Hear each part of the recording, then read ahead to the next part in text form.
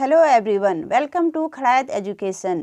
बच्चों, आज की वीडियो में हम पढ़ेंगे क्लास 10th हिंदी क्षितिज भाग 2 काव्य खंड में पाठ 1 सूरदास के पदों पर आधारित बहुविकल्पी प्रश्न उत्तर यानी कि MCQ। इससे पहले हमने सूरदास जी का जीवन परिचय, सूरदास के सभी पदों के अर्थ डिटेल में और सारे क्वेश्चन आंसर्स को डिटेल में आसान भाषा में समझाया हुआ है। आप लोगों ने वीडियो नहीं देखी है तो ज़रूर देख लीजिए। तो आइए शुरू करते हैं न्यू CBSE कोर्स के अंतर्गत पूछे जाने वाले MCQ। प्रश्न 1, बड़भागी किसे कहा गया है? A श्री कृष्ण को, B उद्धव को, C गोपियों को और D भंवरे को। बच्चों, इन क्वेश्चनों के आंसर लास्ट में दिए गए हैं, तो आपने अपना सेल्फ टेस्ट लेना है। तो आप अपना आंसर लगाइए और लास्ट में आंसरों को देखिए और आपके कितने नंबर आए वो आपने कमेंट बॉक्स में लिखना है। तो इसका सही आंसर होगा B उद्धव को। तो पहले पद में कहा गया है उद्धव तुम हो अति बड़ भागी। अगला प्रश्न है नंबर 2, कमल पत्र की संज्ञा किसे दी गई है? A सूरदास जी को, B उद्धव को, C गोपियों को और D श्री कृष्ण को। यह भी पहले पद से पूछा गया प्रश्न है, इसलिए अगर आप लोगों ने पद अच्छे से नहीं पढ़े हैं तो ये आंसर आपको निकालने थोड़ा टफ हो जाएंगे। तो आप अच्छे से सूरदास के पदों को ध्यान से पढ़िए और उन्हें समझिए। इसका सही आंसर होगा B उद्धव को। तो पहले पद में कहा गया है कि हे उद्धव तुम तो कमल के पत्ते के समान हो। प्रश्न तीसरा है, सूरदास अबला हम भोरी गुर चाटी जो पागी। इस पंक्ति में निहित अलंकार बताइए। A दृष्टांत, B रूपक, C उपमा और D श्लेष। तो आप लोगों ने अपना आंसर लगा लिया होगा। इसका सही आंसर होगा दृष्टांत। दृष्टांत अलंकार उसे कहते हैं जब काव्य में किसी बात को उदाहरण देकर समझाया जाए तो वहाँ दृष्टांत अलंकार होता है। जैसे गोपियों ने अपने आप को अबला कहा है और गुड़ और चींटी के यहाँ पर उदाहरण दिया है। अगला प्रश्न है 4, सूरदास के साहित्य में किस रस की प्रधानता है? ये तो बहुत आसान क्वेश्चन है। A वात्सल्य रस, B वीर रस, C भयानक रस और D हास्य रस। तो इसका आंसर आपने लगा लिया होगा। इसका सही आंसर है A वात्सल्य रस। तो वात्सल्य रस किसे कहते हैं बच्चों? जो माता पिता अपने बच्चों से प्रेम करते हैं, गुरु अपने शिष्यों से प्रेम करते हैं और सभी बड़े बच्चों से प्रेम करते हैं।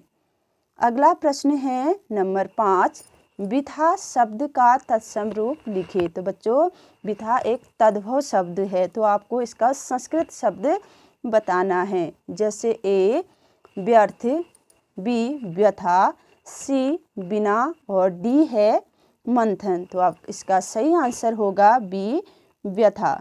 व्यथा का दूसरा अर्थ होता है दुख, दर्द या पीड़ा। प्रश्न 6 है, हारिर पक्ष से किसकी तुलना की गई है? गोपियों की, उद्धव की, C कृष्ण की या D ब्रजवासियों की। तो आपने अपना आंसर लगा लिया होगा। तो हारिर पक्ष से श्री कृष्ण की तुलना की है। इसका सही आंसर होगा C। अगला प्रश्न है नंबर 7, उद्धव की योग संबंधी बातें गोपियों को कैसी लगती है? बहुत आसान प्रश्न है। A खरबूजे के समान, B शहद के समान मीठी, C कड़वी ककड़ी के समान और D हारिर पक्ष के समान। तो इसका सही आंसर होगा C कड़वी ककड़ी के समान। प्रश्न 8, गोपियों ने कृष्ण को किस प्रकार धारण किया था? A मन से, B कर्म से, C वचन से, D उपरोक्त सभी तरह से। तो बच्चों, पद में कहा गया है गोपियों ने श्री कृष्ण को मन से, कर्म से और वचन से धारण किया था। तो ये तीनों सही आंसर हैं। तो इसका सही उत्तर होगा डी।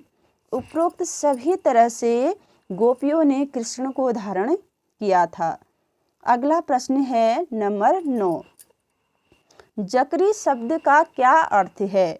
ए व्यर्थ होना, बी रटना, सी जर्जर होना, डी दुखी होना। तो इसका सही अर्थ होगा रटना। तो गोपियाँ रात दिन सुबह शाम स्वप्न में भी श्री कृष्ण का नाम ही रटती रहती थी। अगला प्रश्न है नंबर 10। गोपियों ने योग रूपी व्याधि किसे देने की सलाह दी है? ए जो बीमार हो, बी जो ईश्वर भक्त हो, सी जो कृष्ण को ही भगवान माने, डी जिसका मन चक्री के समान चंचल हो। तो बहुत आसान क्वेश्चन है, तो इसका सही आंसर होगा डी जिसका मन चक्री के समान चंचल हो। अगला प्रश्न है नंबर 11। मधुकर शब्द का प्रयोग किसके लिए हुआ है? ए गोपियों के लिए, बी भौरे के लिए, सी कृष्ण के लिए और डी उद्धव के लिए। तो इसका सही आंसर होगा बी भौरे के लिए। प्रश्न नंबर है 12।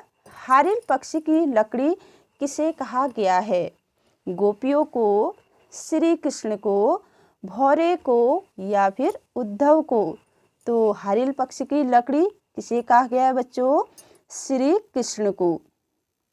जिस प्रकार हारिल पक्षी के लिए लकड़ी ही उसके जीवन का आधार थी, उसी तरह गोपियों के लिए उनके जीवन जीने का आधार श्री कृष्ण थे।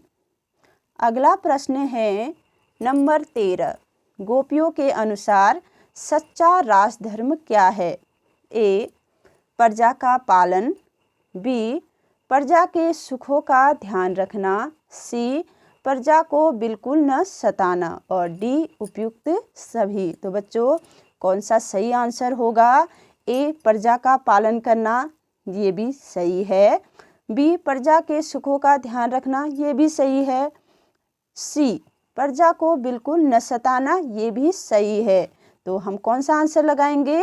डी। इसका सही आंसर होगा डी उपयुक्त सभी। प्रश्न नंबर 14 है। हरि है राजनीति पर्याय, जाहि सताए पद में किस शब्द शक्ति का प्रयोग हुआ है? अभिधा, बी लक्षणा, सी व्यंजना और डी इनमें से कोई नहीं। तो इसका सही आंसर होगा सी व्यंजना। अगला प्रश्न है नंबर 15। सूरदास का जन्म कब हुआ था?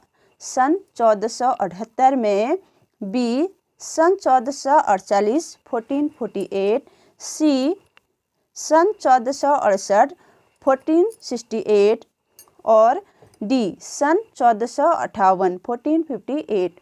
तो बच्चों इसका सही आंसर होगा ए सन 1478 1478। अगला प्रश्न है बच्चों नंबर 16। सूरदास की मृत्यु कब हुई? ए सन 1578 1578, बी सन 1568 1568, सी 1583 1583, डी 1520 1520। तो इसका सही आंसर होगा सी सन 1583 1583। अगला प्रश्न है बच्चों नंबर 17। निम्नलिखित में से कौन सी रचना सूरदास की नहीं है? ए सूर सागर, बी सूर सारावली, सी साहित्य लहरी और डी साहित्य अमृत। तो बच्चों इसका सही आंसर होगा डी साहित्य अमृत। उन्होंने बहुत सारे ग्रंथ लिखे थे, तो काशी नागरी प्रचारणी सभा के द्वारा सभी ग्रंथों की खोज में नहीं की गई है, तो उसमें से 3 ग्रंथ अभी प्रमाणित रूप से मिले हुए हैं, बाकी अभी अज्ञात है, उनकी खोज चल रही है। अगला प्रश्न है नंबर 18। गोपियों ने स्वयं को भोरी क्यों कहा है? क्योंकि ए वे मूर्ख थी, बी वे छल कपट और चतुराई से दूर थी, सी वे उद्धव की बातों में आ गई थी। डी, वे किसी का कहना नहीं मानती थी। तो बच्चों जल्दी से आंसर लगाइए। इसका सही आंसर होगा वे छल कपट और चतुराई से दूर थी। अगला प्रश्न है नंबर 19। समुची बात कहत के समाचार सब पायो, उचित शब्द में से पंक्ति को पूरा कीजिए। तो बच्चों दिनकर, मधुकर, उद्धव और डी कृष्ण को समुची बात कहत मधुकर के। तो सही आंसर कौन सा होगा बच्चों? बी, मधुकर। अगला प्रश्न है 20। गुड़ चाट जो पागी में गुड़ से किसकी तुलना हुई है और चाट चीटी से किसकी? ए, गुड़ से उद्धव की तुलना हुई है और चीटी से गोपियों की। बी, गुड़ से श्री कृष्ण की तुलना हुई है, चीटी से राधा की। सी, गुड़ से ब्रजवासियों की तुलना हुई है और चीटी से कृष्ण की। और डी, गुड़ से कृष्ण की तुलना हुई है और चीटी से गोपियों की।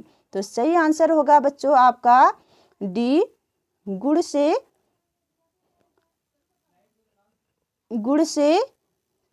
कृष्ण की तुलना हुई है और चीटियों से गोपियों की।